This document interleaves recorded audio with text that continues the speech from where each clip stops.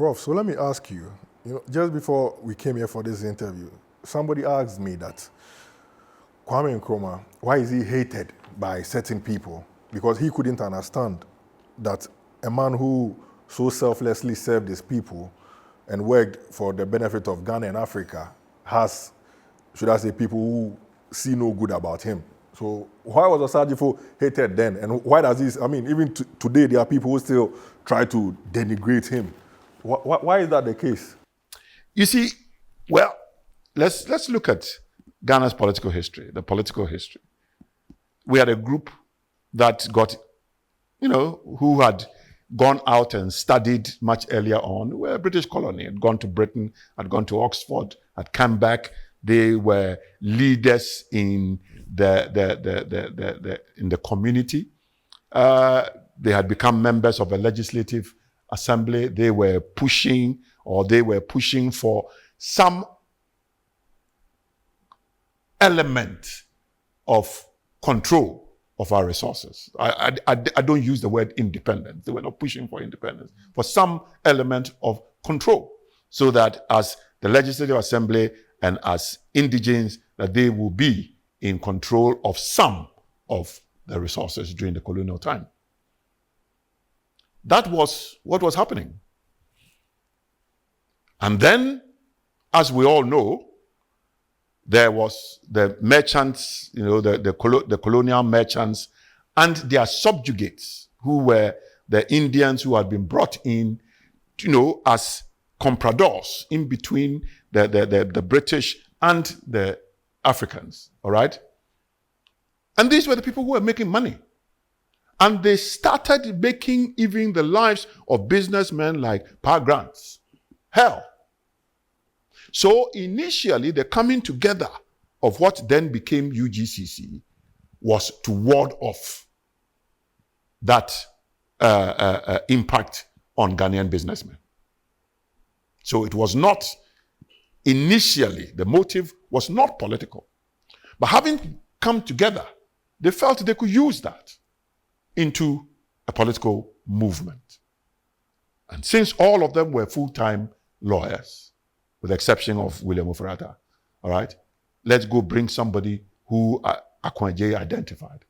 Now, if Kwame Nkrumah was useless, Akwanje would not have identified him and brought him. He had his own stature, he had his own energy, and he was somebody who liked people. He was not arrogant. He was not the kind of professional class who looked down on people. So he came. In fact, every agreement that was made before he came was not honored. But he was determined because he had prepared himself. Now, eventually, he takes what some people considered their birthright. Their birthright was that it was theirs to rule Ghana. And where from this man of no consequence, no serious background from, you understand? I mean, we come from the royal family in Agyeman Badu Akosa, and so on and so forth. So it was personal hatred. Of course, having come and taken over, realized that you can't look down on people. You want to have independence and rule and come and rule people and govern people, and you look down on them. And people saw through it. Krobody said that the first time he met Kwame Nkrumah, after the discussion, Kwame Nkrumah gave him money to go and buy food. And when they brought the food, he said they should all eat. He said, hey, no. How can I eat with you? J.B. Dankwa will never come and put food down and say, let's eat. Impossible. Who are you? You understand? So immediately they saw a difference in this man. Eventually, they said, no. You eat some, and what is left, you will eat. When they went to Sorpon and met him in Sorpon, in his own office of this thing, he did the same thing. And they all realized that this is a man we can rely on. This is a man we can rely on. So the point is that Some people felt that they had done enough to become the initial rulers of this country. What enough, I don't know. And then somebody comes and overwhelms the system and takes it over. And for personal hatred, even if that man did whatever, because he's gone in the annals of the history of this country as the first prime minister, the first leader of government business, the first prime minister, the first president, some people ain't gonna like him this side of life. But I'll tell you something, and somebody might tell me I'm blaspheming, but I believe that anybody whose life's influence grows even bigger after death achieved his purpose in life. I believe that. And I'm not in any way linking Kwame Nkrumah to Jesus Christ. But Jesus Christ is more popular after death than when he was alive. And Kwame Nkrumah has become more popular after death than when he was alive. Because he achieved his purpose. Their purposes are different. So those who might think that, Akosa, there he goes again, he's blaspheming. I'm not blaspheming. I'm saying his purpose for which he was brought into this world, he achieved it. And anybody who is able to do that is more popular after death. Who else? Mention. Many people, unfortunately, are unable to achieve their purpose in life. And therefore, they die with whatever song that they sang whilst they were alive. But Kwame Nkrumah, the moment you put him down, that is even where he flares up. Everybody, millennium, man of the African of the millennium. There's no end to the accolades that people paid this man. When Ghana was 50, the German president came to Ghana. And he went to Nkrumah's mausoleum, and it was in a terrible state. He told them that this is the reason why many people will come to Ghana. This man is the reason why many people come to Ghana. Because anybody who bothers to read finds in this man great attributes. So please, so they started renovating the place. Today, we have what I call a respectable monument. So those who hate him, let them hate him. If you've hate, like I said, I've read 2 books of Buzia, and I like his intellectual ability. If you've not read any of the 16 books of Kwame Nkrumah and you hate him, you are ignorant. You are a big ignoramus. You understand? And anybody who's been to school and doesn't read is worse than an illiterate. And I say this with no apologies whatsoever. People should read.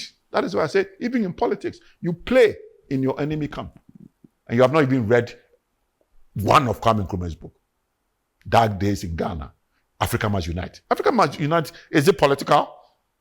No. Is it? Africa Must Unite. Read it and see the person's intellectual trend. Read Conscientism. Read Imperialism, the last stages of neocolonialism, the last stages of imperial. Read it and see whether this man that you're dealing with is worth all that mistrust and disbelief and hatred. No. People, it's how many years? I did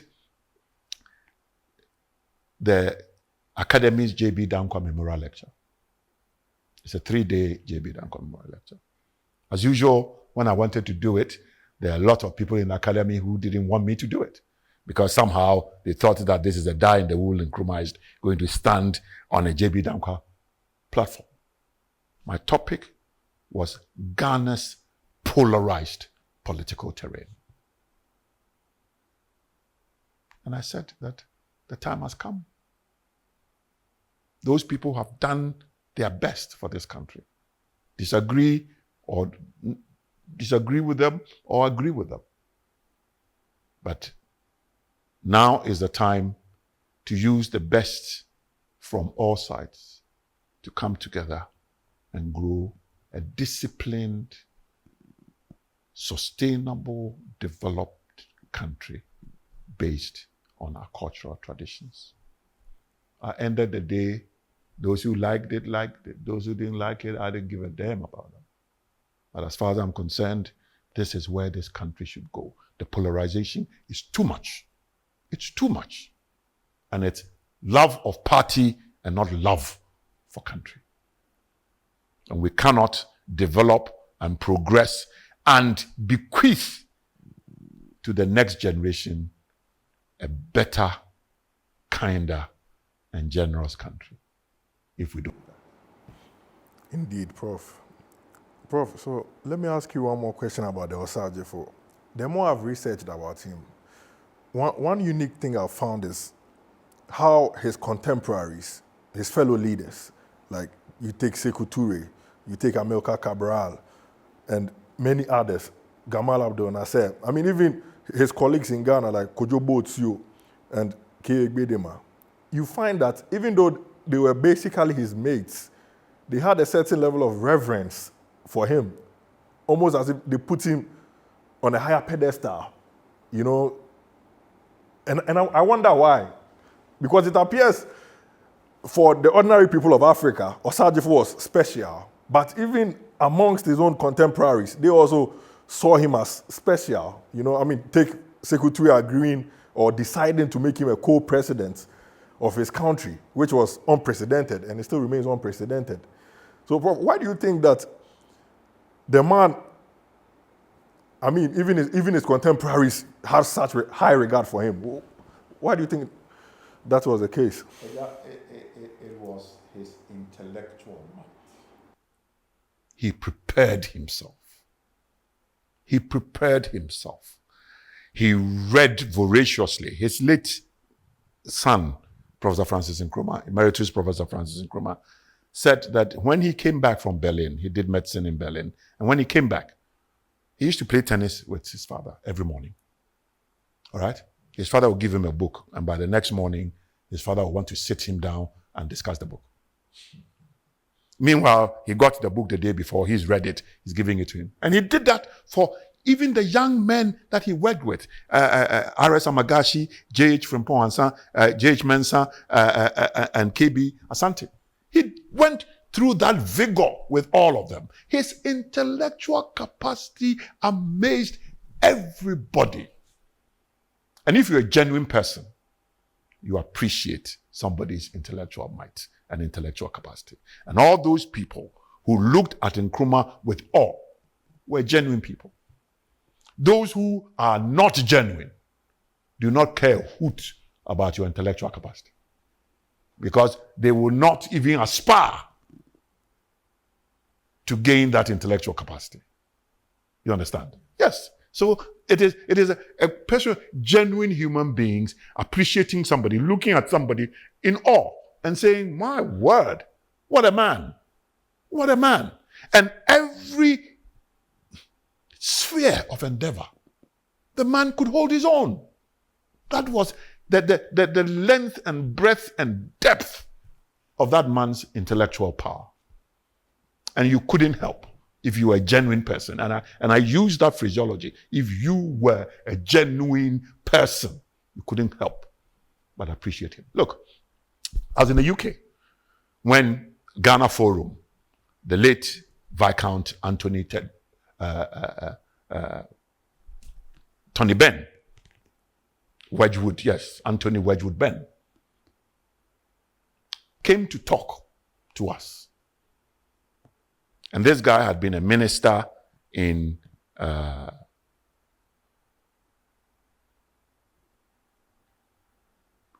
about 3 or 4 governments, Harold Wilson, and all those guys. And he said, you know something? Britain's role in the 1966 coup was how to separate Kwame Nkrumah from the people. because he was so much loved by his people, because of his genuineness. And therefore, they realized the only way was to create an economic hardship. I've said this without number, and let me say this again. Why this country continues to rely on wheat flour for bread, I cannot understand. If the good Lord gives you lemons, we're told you produce lemonade.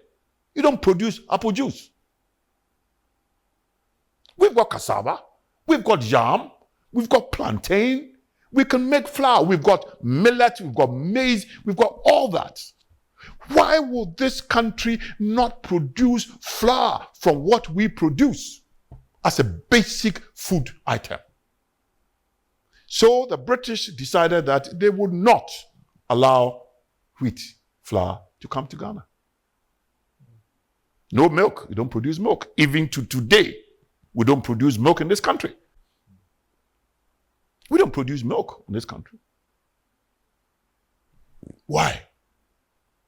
So stopping all that was enough to get our people disillusioned. All right? But he himself, Anthony Wedgwood Benn, said Kwame Nkrumah was a total class act. That is a genuine human being. Kwame Nkrumah was a total class act. I was there, not that somebody told Prof, me. I want us to talk about some Pan-Africanism now, because I believe you are a Pan-Africanist. First of all, Prof, is African unity still achievable? Let me say that you cannot be an Nkrumahist and not be a Pan-Africanist. I mean, the two merge imperceptibly. That's using my pathological phraseology. It merges imperceptibly like that. Africa, with presently 1.3 billion people, third behind China and India, speaking with one voice, will be a powerful tool. And with the world's greatest natural resources and a greater population of young people, will be the greatest force ever. But as Kwame Nkrumah said, divide ourselves into our small countries and you can be cherry-picked, all right, and destroyed. And that is what has happened. Whether people are thinking about this, they are. I was privileged during Kwame Nkrumah's centenary of his birth to have represented the Convention People's Party, or his party, at a symposium in Namibia, organized by the government and people of Namibia. It had Honorable Peter Ngongo from Kenya, and it had Al Shlawami from Egypt, and myself from Ghana. Everybody's point of view reflects the fact that Africa needs to unite.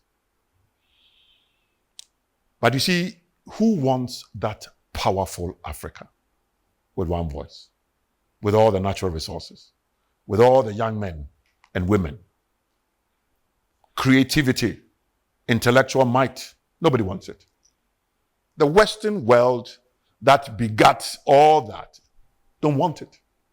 And they will do everything to stand in the way, including bribing as many African leaders as possible. Prof, so if you were to advise the president now, or let me say, if there was any part of Osagyefo's developmental agenda that you would tell him that maybe he should look to implement this to alleviate the very, bad situation we find ourselves in as a country, what would it be? What part of Osagyefo's agenda would you tell the current president that he should consider reviving or, implementing now? Number one, the 7-year development plan is still as relevant today. Nothing has changed very much in this country. But you see, I did indicate that before the Christmas of 1957, he did indicate that by the end of his term, Ghanaians will not be in need of food, clothing, shelter, health, and education. These are the 5 things that move any country.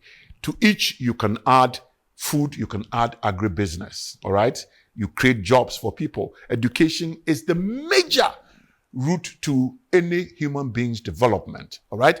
The health of the people is the wealth of the nation, all right? So if people are healthy and are educated, my God, let's look at Singapore. No natural resources. It's education and a healthy population that has developed Singapore to become, a first world nation. We can do that. So food, clothing, shelter, all this culturally based. You don't imbibe other cultures to grow. Otherwise, growth is not sustainable.